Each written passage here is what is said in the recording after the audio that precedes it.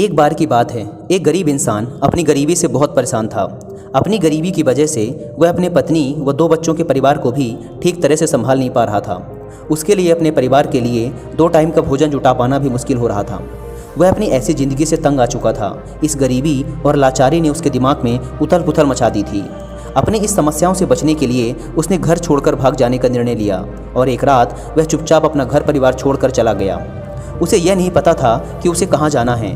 वह बस चलता जा रहा था। चलते चलते जब वह एक नदी के किनारे पहुंचा तो उसने देखा कि वहाँ महात्मा बुद्ध अपने शिष्यों के साथ डेरा डाले हुए हैं।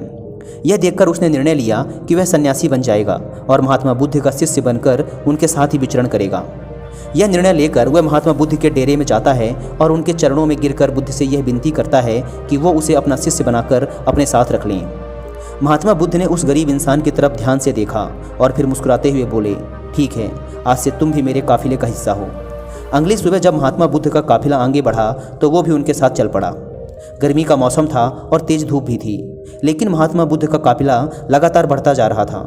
जब वे लोग एक जंगल से गुजर रहे थे तब एक बड़े से पेड़ के नीचे सभी लोग कुछ देर विश्राम करने के लिए रुके।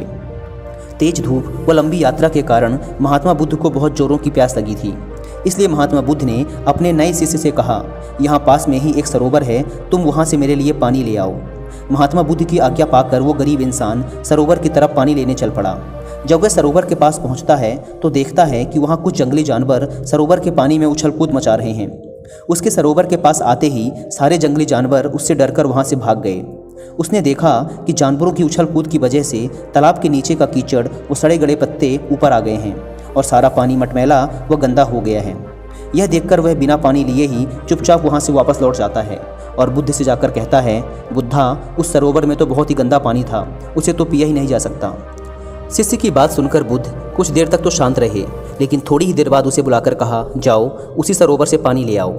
महात्मा बुद्ध का यह आदेश सुनकर वह शिष्य पानी लेने तो चल पड़ा, लेकिन अपने मन में यही सोचता जा रहा था कि महात्मा बुद्ध इतने गंदे पानी को पिएंगे कैसे। लेकिन जब वह सरोवर के पास पहुंचता है तो यह देखकर चकित रह जाता है कि सरोवर का पानी एकदम साफ और निर्मल हो चुका है। वह सरोवर का पानी लेकर महात्मा बुद्ध के पास जाता है और उनसे पूछता है कि थोड़ी ही देर में सरोवर का पानी इतना साफ कैसे हो गया। तब भगवान बुद्ध ने उसे समझाते हुए कहा, जब जानवर पानी में उछल कूद मचा रहे थे तब सरोवर का कीचड़ उभर आया था, परंतु कुछ देर शांत रहने पर कीचड़ फिर से नीचे बैठ गया और सरोवर का पानी फिर से साफ व निर्मल हो गया। इसी प्रकार हमारे मन के साथ भी यही होता है। जीवन की भाग दौड़, समस्याएं व मन की अशांति हमारे दिमाग में उथल पुथल मचा देती है और तब हम जल्दबाजी में गलत निर्णय ले लेते हैं। परंतु यदि कोई भी निर्णय लेने से पहले हम अपने दिमाग को शांत रखें और धैर्य के साथ बैठकर सोचें तो हमारे मन की वो उथल पुथल भी पानी के उस कीचड़ की तरह शांत हो जाती है और तब हम जो भी निर्णय लेते हैं वो हमेशा ही सही होता है।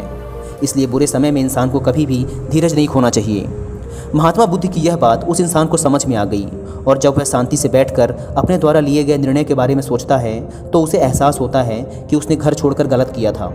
उसकी अनुपस्थिति में उसकी पत्नी व दोनों छोटे छोटे बच्चों को और भी बड़ी समस्याओं का सामना करना पड़ेगा। उसे अपने पति व पिता होने का दायित्व निभाना ही पड़ेगा। इसीलिए वो महात्मा बुद्ध से आज्ञा लेकर अपने घर वापस चला जाता है। दोस्तों, इस कहानी से हमने सीखा कि हमें कभी भी अपने निर्णय अशांत दिमाग व जल्दबाजी में नहीं लेना चाहिए, बल्कि दिमाग को शांत रखते हुए वो भविष्य के बारे में सोचकर ही सही निर्णय लिए जा सकते हैं।